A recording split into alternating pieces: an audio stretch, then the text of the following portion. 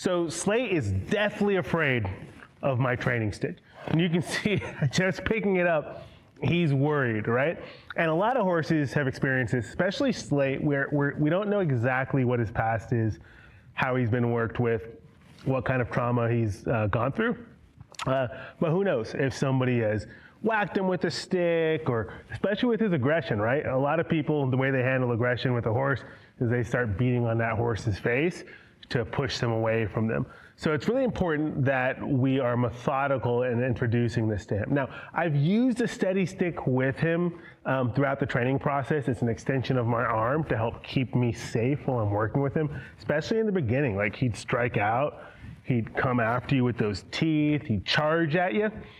But now I want to be very intentional. We're kind of transitioning through just like trying to be able to put a halter on, trying to get him loaded and handleable to get him to the vet, those types of things, to really, really being intentional about teaching him to be brave, to be comfortable with regular interactions. Even in the way that I handle him, I'm not dulling things down. I'm not like moving nice and slow and easy around him so that he doesn't react. Talking with my hands, I'll pick up my stick. That was better that time. Just so that he gets used to like ordinary, regular day life, and he's not super touchy and worried about it.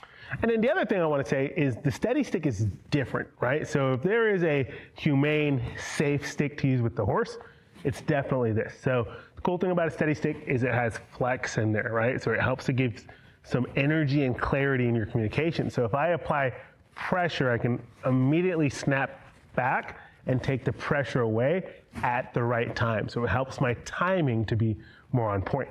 The other thing is that the steady stick has these rubber fittings on end to end.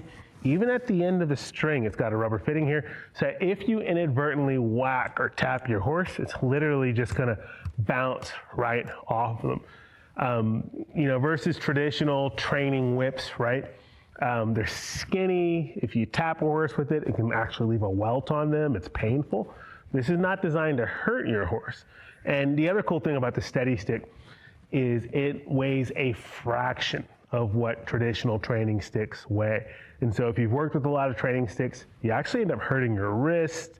Your wrists get sore or out of joint, disjointed. Whereas with this, it's just super, super light and easy to handle. I love my steady stick, so I could go on and on.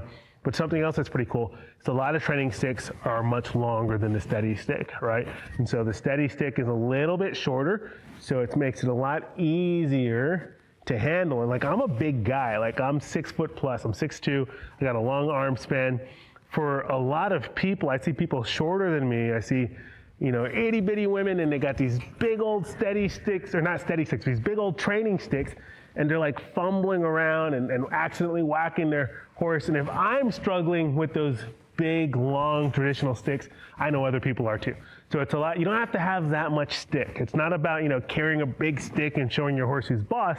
It's about having some clarity and using it as a tool to talk to your horse and communicate, good boy, in a way that gives them clarity.